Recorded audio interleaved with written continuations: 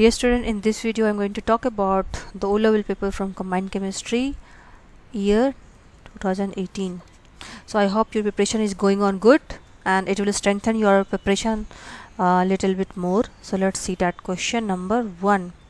So as I told you how to link, okay, whenever you're revising, you revise with your question, because you'll think that I'm going to prepare, then I'll revise. That day is never going to come, okay? So better you look all the paper, around 10-year paper, go through it, and from one question you revise all the 2-3 different chapters. Let's see how. Suppose this is the question number 1. Diagram show the 2 method of collecting gas. They are saying the 2 method, but you know there are the 3 different method. So collect that, whatever you can recall it. What are the 3 method? Point number 1, water displacement method. Okay, what are the next point? Second, downward delivery. Then third one, upward delivery, right? So how to remember? The water displacement method you have to do only and only in condition when the gas are not soluble in water or slightly soluble in water. Otherwise, if it is already soluble in water, your gas will dissolve in water and it will form acid and you are not going to get your requirement. Okay, now what is upward? Upward delivery, it is in context of the compared to density of air, it is lighter or it is heavier. If it is, as the name suggests, upward means the gas is collecting upward. How it is possible? When this gas have less density than the air. So density of gas is less than density of air. Then and then only this gas will go upward, and then you can collect it from there. Now let's see the data what is given to you here. As I explained you already, right? This is matching with the upward delivery method. So it means this gas should have less denser than the air.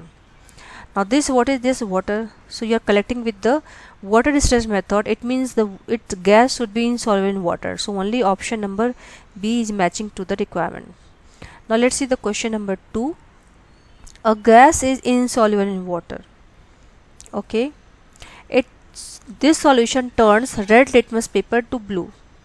When it turning red litmus paper to blue, it means what is this? Acidic or alkaline?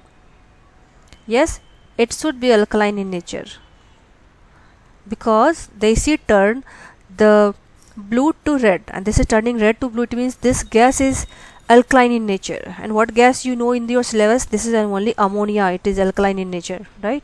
That is alkaline nature. So let's see the options what you have. Option number A, a green precipitate is obtained where aqueous solution of X is added to the one drop at a time to the aqueous ironite. Okay, see, this is iron 3, means it is Fe3 plus. There are different cation you have to learn, Fe3 plus, Fe2 plus. So Fe2 plus is green in color and Fe3 plus is reddish brown in color. So based on this information, this is wrong, right? Because this is green precipitate, which is not Fe3 plus, it should be Fe2 plus. In comment box, please tell me the test for the copper ion and also some anion like sulfate ion and carbonate ion. Okay, when you write it, your memory will again build up because you're writing somewhere. So our memory work 2 times, writing and memorizing. Now let's see question number 3. A diagram shows the structure of atom. In the atom, there are subatomic particle, electron, proton, neutron. Electron has negative charge, proton has a positive charge, and neutron has no charge. There are some terminology students always get confused with the nucleon number. Okay, nucleon number, mass number, and atomic number. I'll give you certain clue which you're never going to forget. Nucleon number are the number which represent the nucleus. Nucleus. Okay, so what are the particles present in the nucleus? Proton and neutron. Okay, so done. It means whenever I'll say nucleon number, you have to always say proton plus neutron number.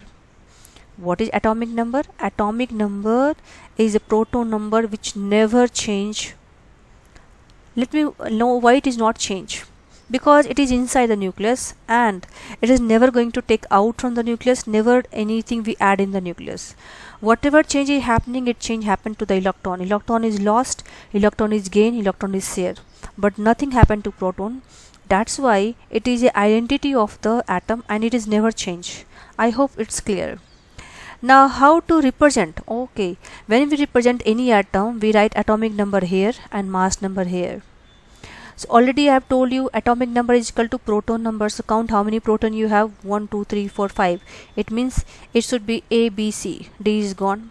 Okay, now what is the mass number? Count the number of proton and the neutron, which is the nuclear number. So how many are there? It's a 5 plus 7, total 12. So either option number B or C. Now how to figure out whether it is B or C? Okay, there is a hint. As I told you that atomic number is identity of the atom of the element. So if I am saying 5 atomic number, please come here. So you can say only and only boron. Okay, carbon will not come. Carbon will come with only when you say atomic number 6. Okay, it's very important part I am saying you. None of the two element in periodic table have the same atomic number. Okay, that's why we arrange them based on the atomic number. So what we have revised here, we have revised the even the periodic table, you know how to arrange them. Now let's see question number 4. Which statement describes the formation of covalent bonding? Okay, bonding is two types. Tell me what are the two types. You know, bond are the two types, ionic bonding and you have a covalent bonding, right? Ionic bond is always formed between the metal and non-metal. Tell me why? Because ionic bond form between the ions, okay, positive ion and negative ion, and metal always form a positive ion, non-metal will always form negative ion. There is no exception for this. Covalent bond is formed by the sharing of electron. Sharing of electron. So already I told you, if the electron is shared means what? You will give, I will give, like how we share our lunch, right? So is it possible with metal? No, because as I told you, there is no exception. Metal always gives the electron, so metal always form cation. It means covalent bond is not possible with the metal. Now let's see the option. Okay, electron are shared between the metallic atom. No, they don't share. They completely give, and it will form cation. And always ionic bonding. Electron are shared between the non. Yes, it is correct. Now option number C and D. Already you can check it that electron are transferred means what, you are completely given, there is no sharing, so it will be ionic bonding. Okay, now let's see question number 5th one. 25 centimeter cube of ethene are reacted with the 70 centimeter. Okay, in the gas the mole is equivalent to the volume, always remember. Okay, so if you look the molar ratio here, you have 1:3, right? It means if you have 20 centimeter cube ethane, it means it will give you 60 centimeter cube of will react with 60 centimeter cube oxygen, and it will give you 40 centimeter cube of CO2. So the question, you get confused, you know, that total volume gas remaining. So is it just product? Yes, it is the product when you don't have anything left in the reactant. But as you can see, the 10 centimeter cube is extra here. So where it will gone? It will also, you have to count in the total volume. So 10 centimeter will be come from remaining oxygen. Why? Because only 60 is reacted, you have given only 20. So ratio is 1:33. So it cannot go beyond it. So okay, now remaining 40 centimeter cube is the product, which is CO2. So total how many are there? You have 50. So option number B. Now option number 6. Question number 6. The acid rain of sulfuric acid. Okay, what is acid rain? Please tell me. Acid rain is basically a rain formed in the area which is pollutant, which have pollutant NO2 and SO2. These are the two which react with the water, and it will give you acid, nitric acid and sulfuric acid. Okay, but here it is not linked with that, but you should be knowing this part. Okay, now equation they have given you, what is the concentration of sulfuric acid? So for concentration of sulfuric acid, you should be knowing that what is the formula of concentration formula. So I need a bigger space, so let me make a new page for you. So the concentration formula is that, what you know, right? Molar concentration is equal to mole divided by volume. Now from this question, if you look, right, what is the ratio? Molar ratio 1:2. 1:2. So let's, if I want to figure out mole, what you have to do, you have to multiply it, right? So mole will be I will just write very short, concentration multiplied by the volume. Correct?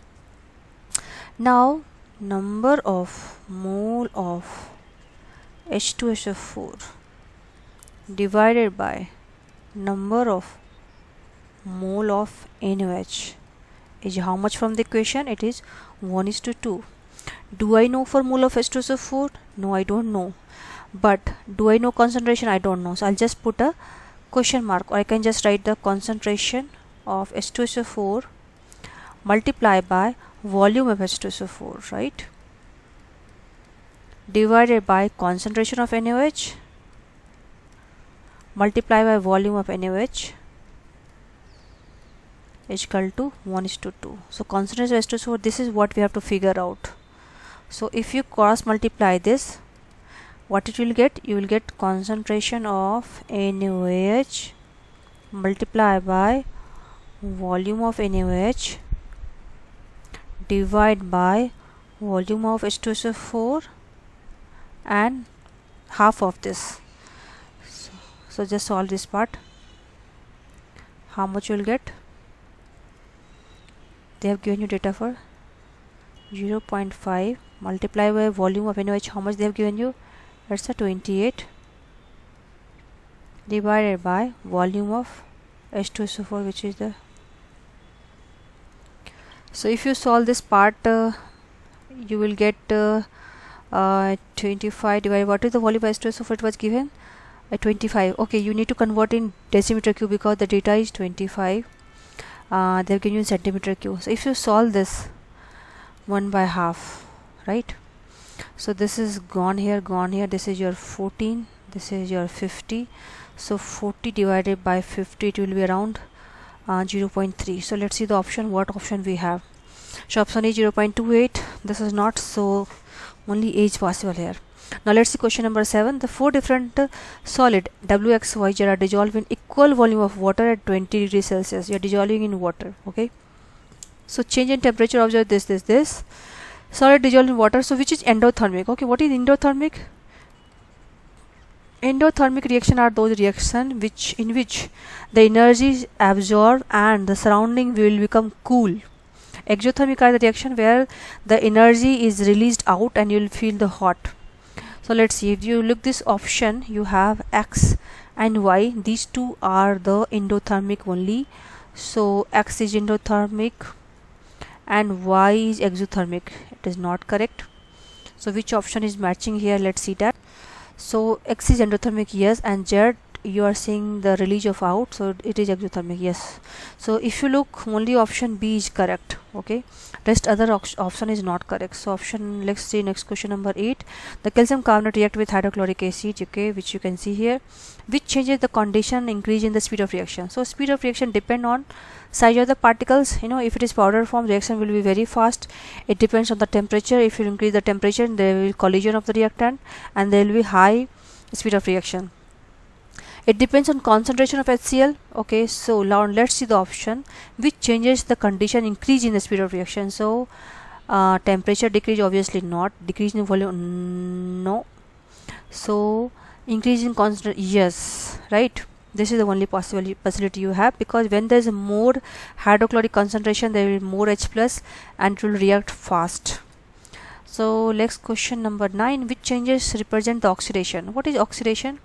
Oxidation has 4 different definitions. Oxidation is gain of oxygen, or loss of hydrogen, or increase in oxidation state, or loss of electron. These 4 conditions you should always remember. Now let's see in this point which is oxidation. Chlorine to forming chloride means 0 to -1. It is not, because oxidation state is decreased. CuO to Cu means it was in 2 plus, it got whatever elemental form, it is the oxidation state 0, so no.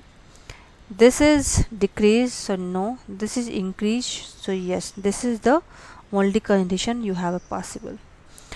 Now let's see the question number 10. Which statement about the acids and base is not correct?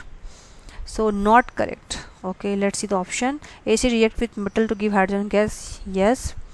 Acetic oxide are formed by metal reacting with the oxygen. Acetic oxide is not with the metal, it is with a non-metal. So option number B. Now let's see question number 11. Which why the calcium hydroxide is added to soil. So calcium hydroxide, what is the formula you have? Calcium hydroxide is alkaline in nature, right? When you add in the soil, what will happen? It will increase the pH and neutralize the acidity. So only option number C is the correct option. So 12, which property of group 1 element decreases moving down the group? As you move down the group, what is group number 1? Group number 1 are the metals which have last electron valence is equal to 1. So as you go down, reactivity will increase. So what is decreasing down the group?